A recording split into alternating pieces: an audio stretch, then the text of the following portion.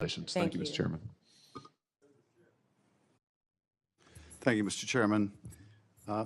Ms. Bondi, as you know, the Supreme Court in Trump versus United States held the president has absolute immunity to commit crimes in certain core areas of the president's responsibility.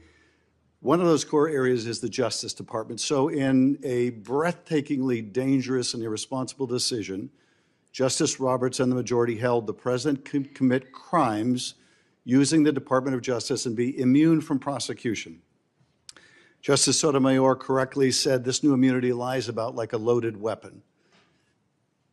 So the fear and the concern we have is that the incoming president will use that loaded weapon, that immunity, to commit crimes through the Department of Justice. And for that reason, it is all the more important that we have an attorney general who has the independence, the strength, the intestinal fortitude to say no to the president when it is necessary.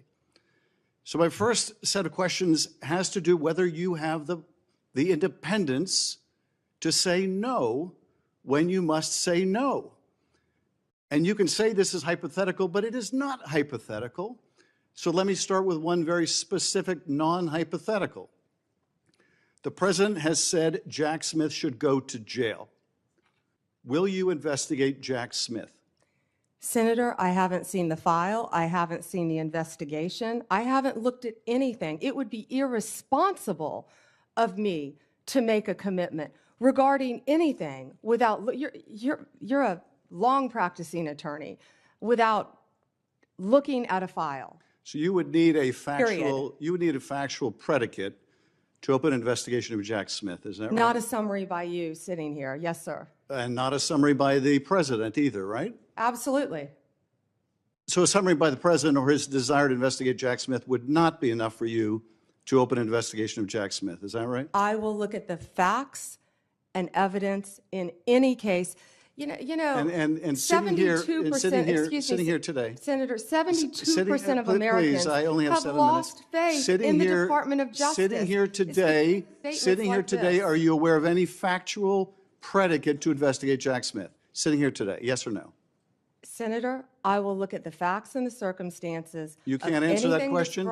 You're not a part of the department yet. There's no worry about divulging law enforcement sensitive information. So just tell us, are you aware of a factual predicate to investigate Jack Smith? Yes or no? Senator, what I'm hearing on the news is horrible. Aware of Do I know if he committed a crime? I have not looked at it. You seem reluctant to answer a simple question. Let me ask you a different simple question. The president also wants to jail Liz Cheney. Sitting here today, are you aware of any factual basis to investigate Liz Cheney? Yes or no? Senator, that's a hypothetical, and I'm not going to answer that question. No, it's not hypothetical. I'm asking you, sitting here today, whether you are aware of a factual predicate to investigate Liz Cheney. Senator, no one has asked me to investigate Liz Cheney. That is a hypothetical. The president has called for it publicly. You are aware of that, aren't you? No one has asked me to investigate. But the president has called. What happens when a Senate hearing turns into a high-stakes battle over presidential power, Justice Department independence, and some of the most controversial political issues in America? That's exactly what unfolded when Pam Bondi found herself facing a relentless series of questions from a senator determined to get direct answers on topics ranging from investigations of political opponents to January 6th evidence and the 2020 election. Question also requires you, if you're going to be a good attorney general, to be able to tell hard truths to the president. So my questions now are, can you tell hard truths to the president? So let me start with an easy truth that you could speak to the president. Can you tell him that Donald Trump lost the 2020 election? Can you say that? Do you have the independence to say that? Do you have the gravitas, the stature, the intestinal fortitude to say, Donald Trump, you lost the 2020 election? Can you tell us that here today? Senator, what I can tell you is I will never play politics. You're trying to engage me in a gotcha. I won't do it. I won't play politics with any ongoing investigation, so let me ask you another, like you did leaking your colleague Devin Nunes's memo. If you can't answer the question, let me ask you a different, what should be a simple truth, not a hard one. Was there massive fraud affecting the result of the 2020 election, yes or no? Senator, I'm glad you asked that question. If you'll let me answer what I saw in Pennsylvania. No, I asked a simple question about massive fraud. I can only tell you what I saw in No, I know you want to Pennsylvania. answer a different question, but my question is, can you tell us whether there was massive fraud affecting the results of the 2020 election? Yes or no? Was there I or can was there tell not? you what I saw when I went as That's an not my, advocate that's to not the my campaign. question. So you can't answer that question. You can't speak that even easy truth to us, let alone to the president. So let me ask you a different question. It will also be important that you give good advice to the president. Are you prepared to advise the president not to pardon people who beat police officers? Senator, as I said, the pardons are at the direction of the president.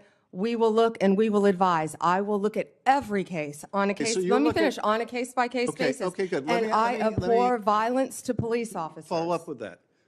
So will it be your advice to the president, Mr. President, I know you said you want to issue hundreds of pardons on day one. Will it be your advice to the president? No, Mr. President, I need to go over them on a case-by-case basis. Do not issue blanket pardons. Will that be your advice to the president? Senator, I have not looked at any of those files. If confirmed, I will look at the files And for will the you be able to pardons, as well will as you the be able to ongoing review investigation. hundreds of cases on day one? I will look at every file I am Of asked course you to won't. look So at. will you advise the Hey, president? can I will answer you- the question? Well, my question I is- would have plenty of staff. You said, of course you want. You'll be able to review Listen, I'm hundreds not of going to cases on the first mislead day? this body nor you.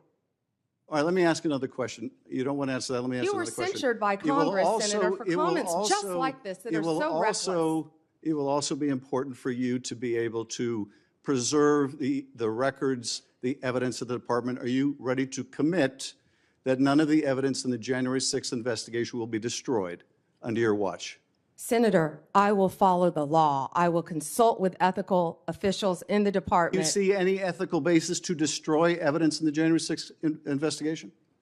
Then why can't you answer the question? Why can't you say, I commit to this committee, we will never destroy the evidence in the January 6th investigation? Why can't you give this committee and the American people that assurance? Are you frightened because evidence was destroyed against President Trump that was false? Is that why you're Why do frightened you now? have I can't difficulty? believe this is even. Why do you have difficulty answering that question? I can't believe Why you're do you have asking such a difficulty? question. Why do you have difficulty promising to preserve evidence at the Department of Justice? Why is that a difficult question? I will follow the law. It shouldn't be a difficult question. Thank you, Mr. Chairman. Ms. Bondi, I know Subscribe, like, comment, and share for more political breakdown.